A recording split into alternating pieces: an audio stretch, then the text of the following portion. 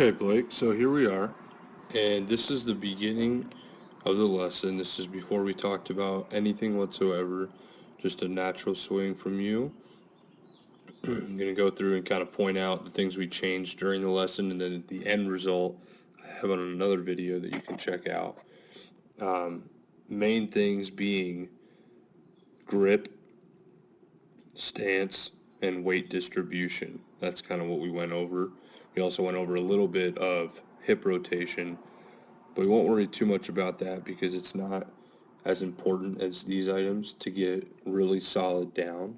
As a beginner, you want to get these things down. You want to get the grip down. You want to get the stance really solid. You want to have your weight really going where you want it to be. Once you get those three things down, you can hit consistently. Then you can put in stuff from the swing and the hips and all that.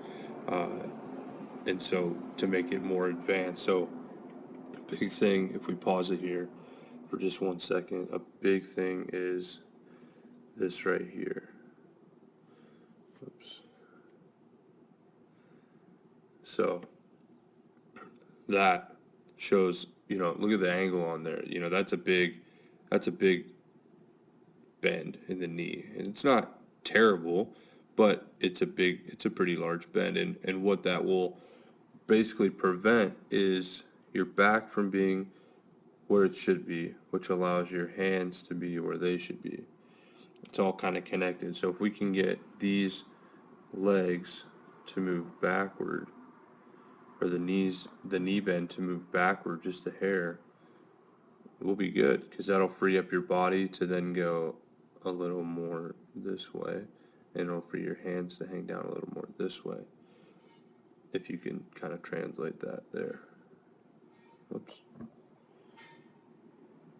Okay. And what that's going to do is allow you to get through the ball better. It's going to allow you to put more weight on that left foot, like we talked about at the finish on this foot here.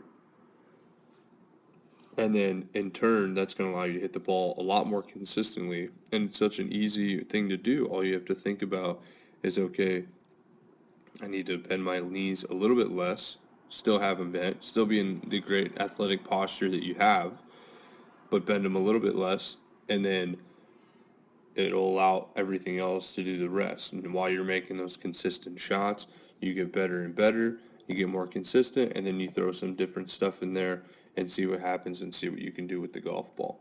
But as a beginning stage, this is great stuff to learn first, and by the end of this lesson you already are doing it, which is fantastic, which leads me to believe it shouldn't take that long to make it a good pattern of behavior for your golf swing.